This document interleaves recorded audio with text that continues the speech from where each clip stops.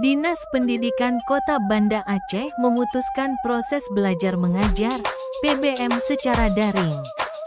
Hal itu untuk menyikapi aksi demo yang digelar Aliansi Rakyat Aceh di gedung DPR siang tadi.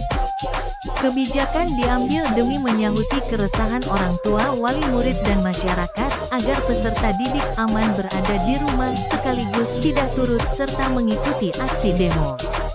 Maka dari itu pada tanggal 1 September tahun 2025 proses belajar mengajar dilaksanakan secara daring.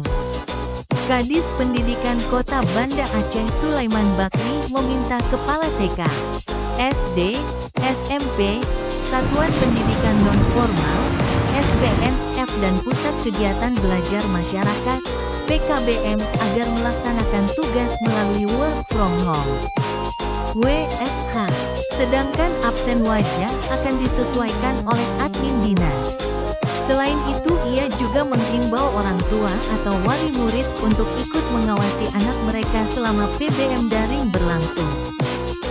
Mudah-mudahan besok sudah belajar seperti biasa. Namun demikian kita belum bisa pastikan karena kita akan melihat situasi dan kondisi yang terakhir nanti sore. Tujuannya untuk apa sih Pak kita keluarkan surat edaran itu? Ini untuk mengantisipasi hal-hal yang tidak kita inginkan, maka kami dari Dinas Pendidikan mengambil kebijakan untuk melaksanakan belajar daring pada hari ini. Surat edaran itu ditujukan ke siapa saja Pak? Kita tujukan kepada seluruh satuan PAUD, SD, SMP, dan juga SPNF dan PKBM. Berarti hari ini tidak ada proses belajar mengajar Pak di sekolah? Secara offline tetap muka ini tidak ada, tapi belajar secara daring.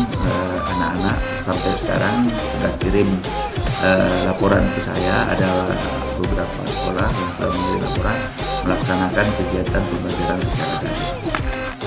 Sulaiman Bakri menambahkan, informasi ini resmi dan untuk sementara berlaku pada Senin tanggal 1 September tahun 2025.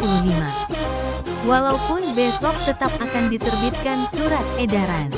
Namun untuk pemberlakuan PBM pada tanggal 2 September masih menunggu perkembangan dan informasi lebih lanjut. Dari Banda Aceh, Fajar ND mengabarkan.